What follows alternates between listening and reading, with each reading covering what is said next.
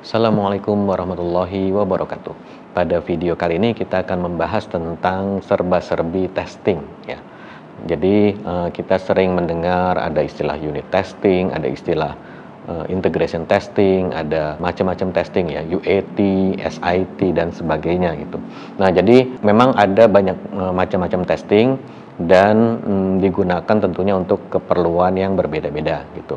Nah, jadi pada video kali ini kita akan membahas jenis-jenisnya apa saja, kemudian maksudnya apa dan gunanya atau manfaatnya itu untuk apa gitu. Nah, sedangkan untuk teknis codingnya sendiri kita akan bahas pada video terpisah karena lumayan mendetail dan banyak yang harus dicontohkan gitu. Nah, jadi pada video kali ini kita hanya akan bahas entry-nya atau introduction-nya saja gitu ya. Oke, selamat menyaksikan.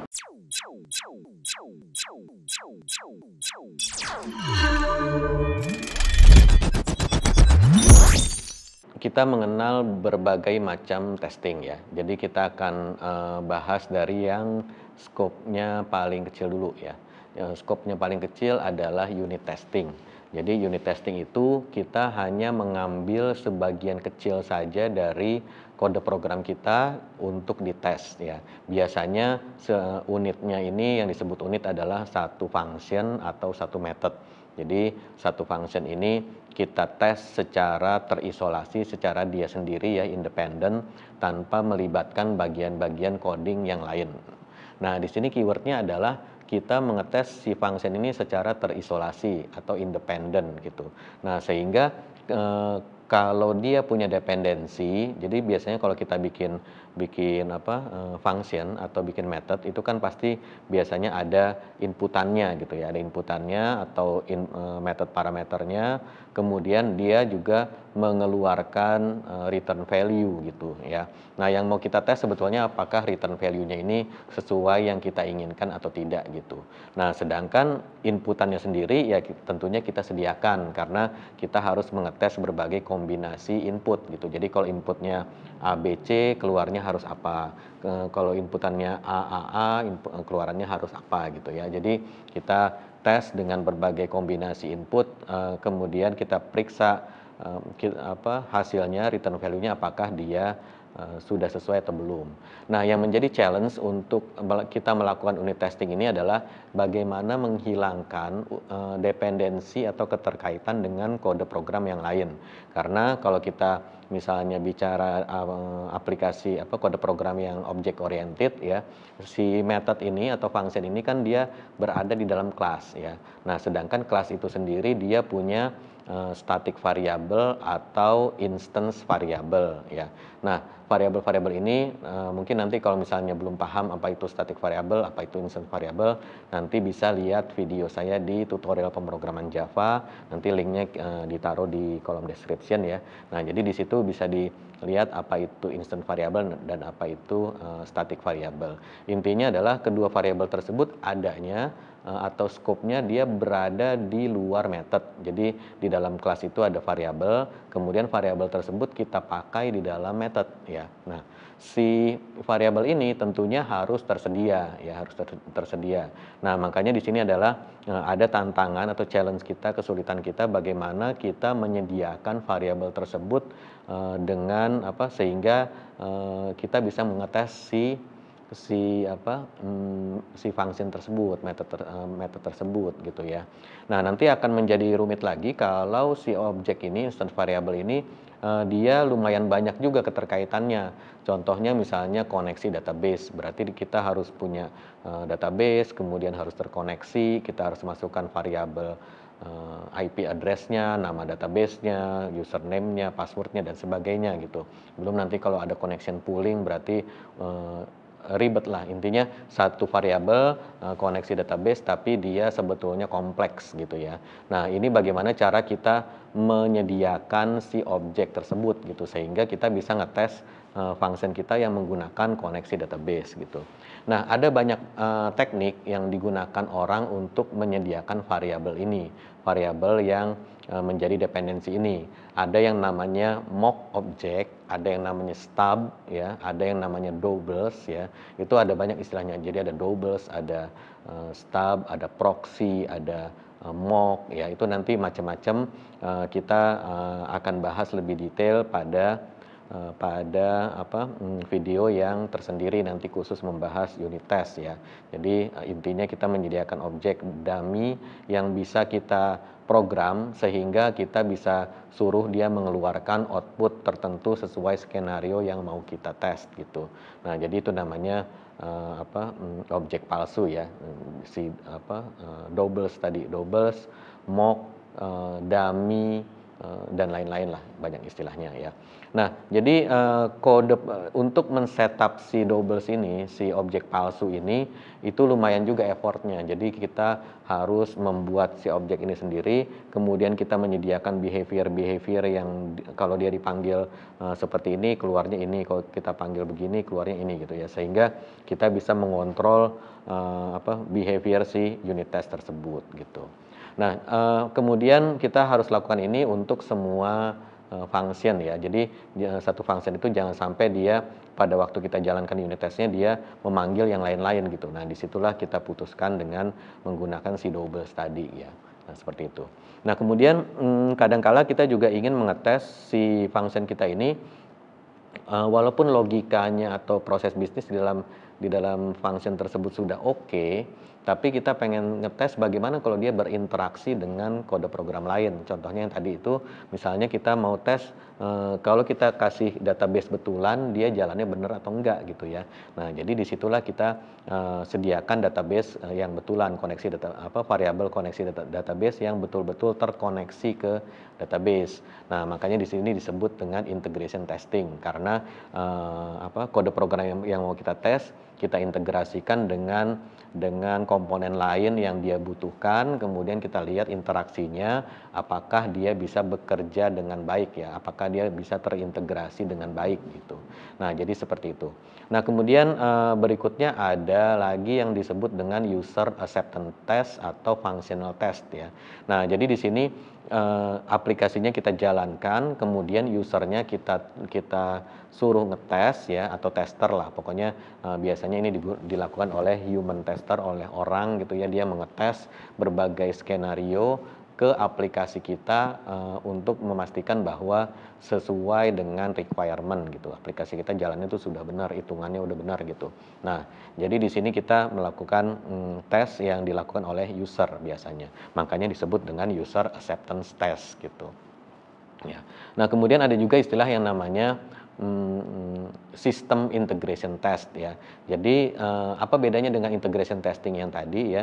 Kalau system integration test atau SIT ini biasanya kita mengetes dengan tetangga-tetangganya dia di dalam satu environment gitu. Jadi misalnya aplikasi kita sudah jalan, sudah connect ke database, ternyata aplikasi kita pada waktu dijalankan dia memanggil API ke aplikasi lain gitu.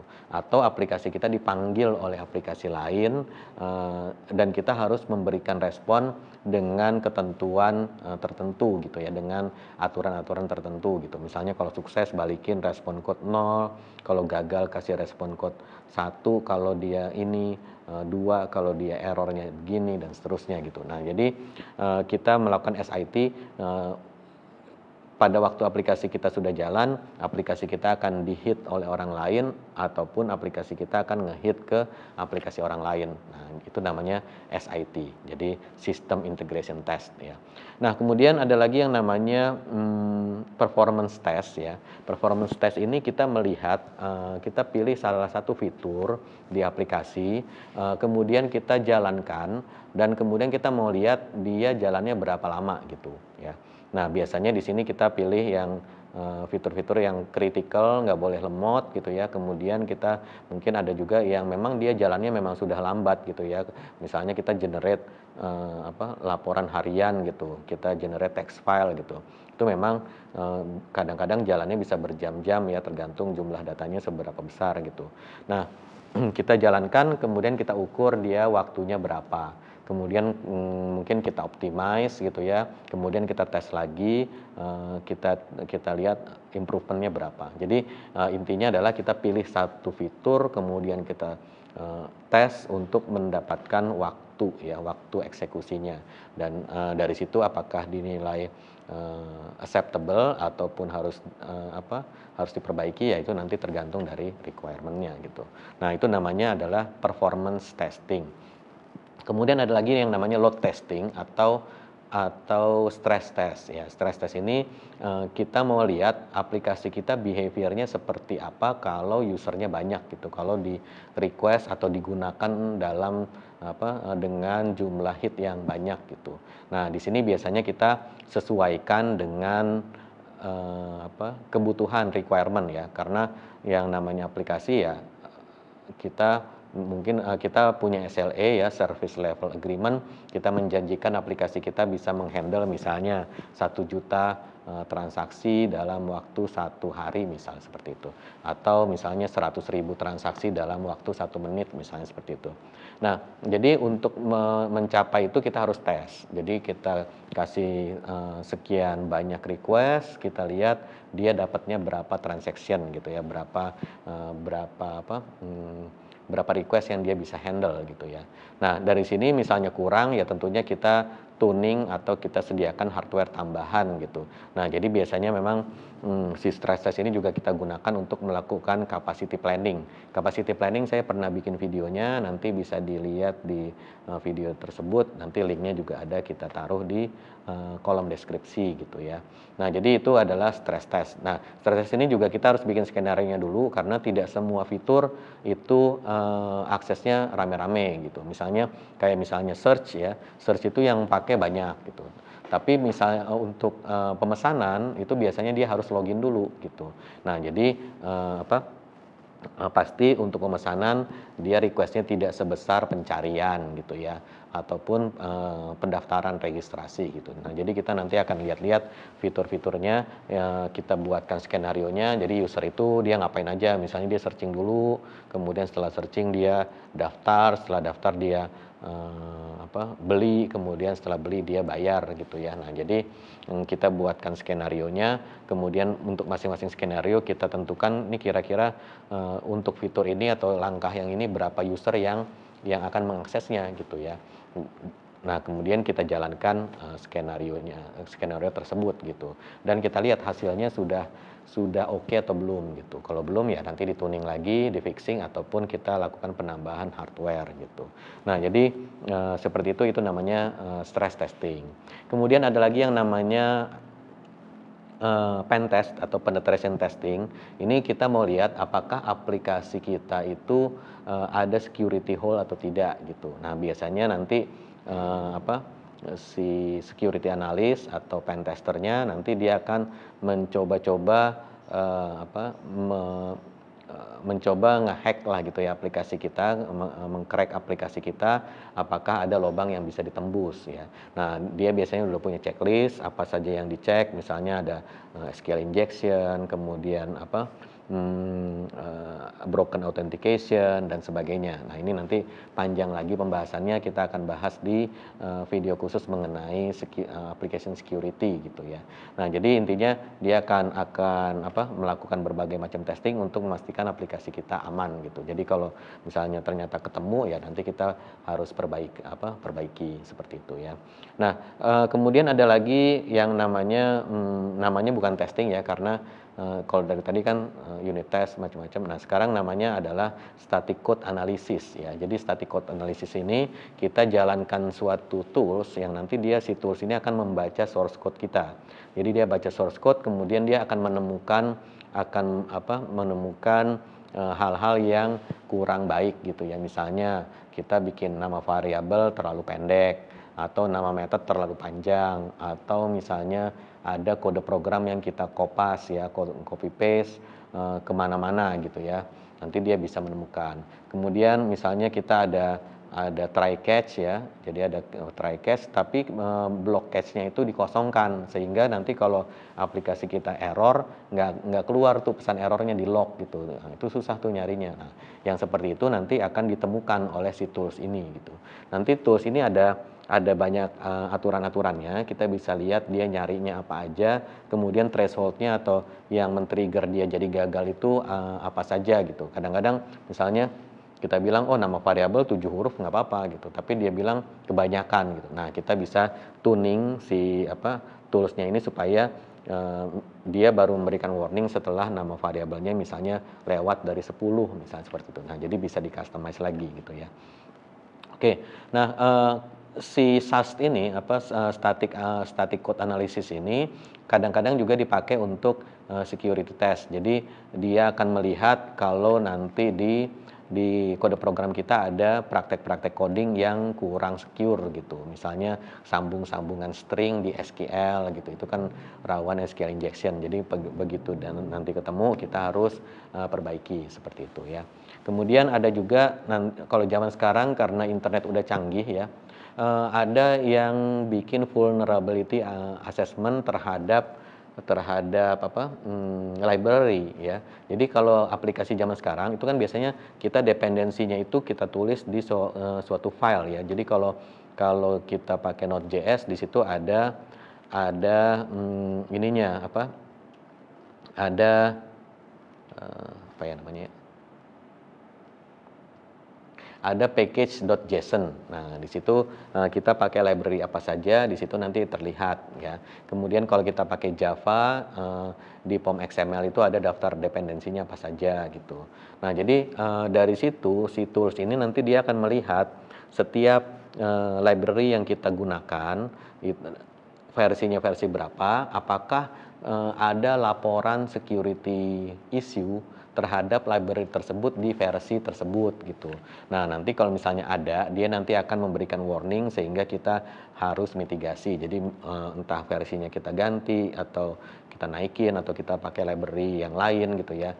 Nah, canggihnya juga si aplikasi ini, si tools ini juga bisa menganalisa transitive dependency. Jadi misalnya kita pakai library A versi sekian, ternyata A ini butuh lagi library B versi sekian. Nah, dia bisa menganalisa seluruh rantainya ini apakah ada security hole di salah satunya gitu. Nah, jadi ini sangat membantu sekali untuk meningkatkan keamanan aplikasi kita gitu.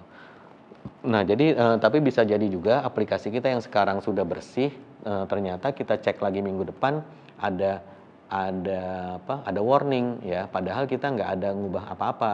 Nah, itu karena dalam rentang waktu seminggu tersebut ternyata ada security issue yang ditemukan terhadap library kita yang tadinya belum ketemu tuh. Nah, sekarang ketemu, kemudian dipublish orang. Nah, kemudian si tools ini akan membaca dan mengupdate, oh ternyata library yang kemarin kita sebut aman ternyata sudah ditemukan ada security issue dan sudah ada fixingnya sehingga kita harus naikin upgrade naik versi seperti itu. Nah, jadi itu namanya static code analysis ya.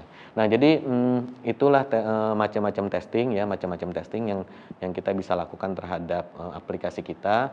Ada yang dia dilakukan secara manual, misalnya kayak UAT itu kita biasanya bikin Excel sheet, kemudian nanti orangnya akan menjalankan step by step, kemudian hasilnya apa dia tulis di situ gitu.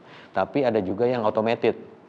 Nah, kalau yang automated ini biasanya kita menulis kode program untuk menjalankan tesnya, tes skenario-nya. Nah, nanti si kode program tersebut dia akan memanggil function kita atau menjalankan aplikasi kita, kemudian dia akan mengeksekut ya dengan input-input tertentu, kemudian begitu mendapatkan hasilnya akan dia cek apakah sesuai dengan apa yang kita harapkan atau tidak gitu. Kalau sesuai nanti sama dia dikasih warna hijau, tapi kalau misalnya nggak sesuai dia kasih warna merah gitu. Nah, itu otomatis kita tinggal run saja, atau kalau kita sudah pakai CI tools ya, nanti ada ada schedulernya atau ada triggernya, begitu kita submit atau push source code baru, dia nanti akan menjalankan seluruh tesnya sehingga kita nggak usah repot-repot manggil-manggilin satu persatu gitu. Nah, nanti begitu udah jalan semua, dia tinggal kasih reportnya, ada error di sini, ada failed di sini gitu ya. Nah, jadi seperti itu. Nah, jadi itu kira-kira introduction tentang proses testing ya, proses testing. Nah, nanti untuk lebih detailnya unit testing itu kayak gimana, kode programnya contohnya gimana, integration testing gimana. Nah, itu nanti kita akan bahas di video tersendiri karena itu lumayan panjang pembahasannya untuk masing-masing jenis tes gitu. Oke, terima kasih sudah menonton, semoga bermanfaat. Assalamualaikum warahmatullahi wabarakatuh.